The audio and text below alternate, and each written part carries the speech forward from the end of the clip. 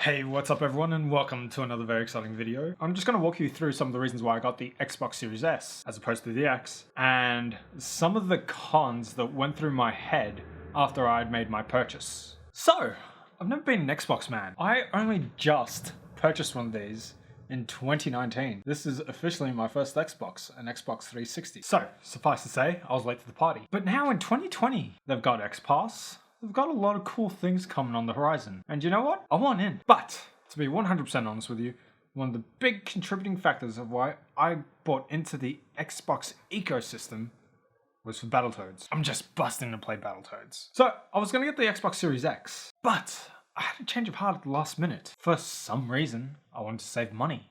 And you know what? There were a few other reasons, like my gaming monitor is only 1080p, and my 4K TV only does 100Hz, whereas my gaming monitor does a whopping 240Hz. So basically my logic was the Xbox Series S will be able to play at 1080p at 120Hz, whereas the Xbox Series X will be able to play on my 4K TV. However, I don't exactly have the space for that console in that setup at the moment, nor does my 4K TV have the ability to do 120Hz. So all was fine with the world. I knew I was making the compromise. I would much rather have a terabyte, but I figure I can live with 500 gigs. And then the horrific news dropped.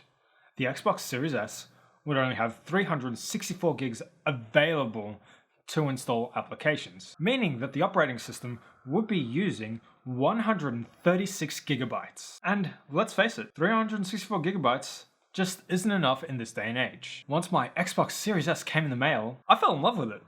Its design was sleek, it was beautiful. I can't tell you how much I love the look of this thing. You just gotta see with your own eyes how small, sleek and sexy it looks. When I see the Xbox Series X, it just looks like a beast. As for performance, I've mostly been playing games from X Pass, and everything seems to be smooth and seamless. However, I haven't really put it through its paces just yet.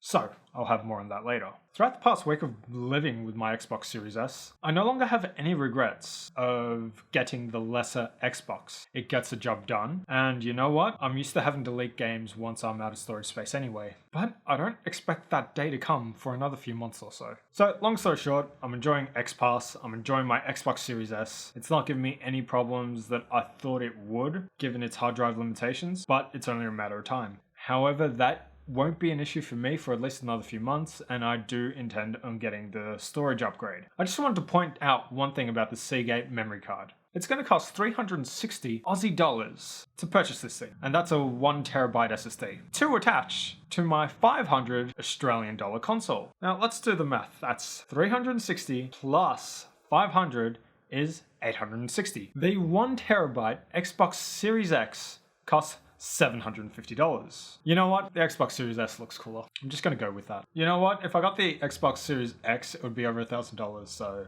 I'm just gonna go with it. When push comes to shove, I'm enjoying my Xbox Series S, and I'll enjoy it just as much when I get an extra terabyte into it, which should theoretically solve all its problems. Another reason I didn't want the Xbox Series X at launch was because it is only a matter of time until they release an upgraded model, potentially with an SSD with more terabytes on it. So that's another reason why I chose the Xbox Series S. There's going to be an upgraded model down the line, which is going to be better than the Xbox Series X. I got the cheaper one because I wanted in on the ecosystem. I just wanted my foot in the door. And the final reason is I'm sick of physical media. I am at a stage of my life where I am out of space. So I went for the digital console. So don't forget to let me know in the comment section down below which Xbox you want, which Xbox you got, or which Xbox you will be getting. I'd love to know. I'd love to hear your opinion. Anyways, that's it from me. See ya.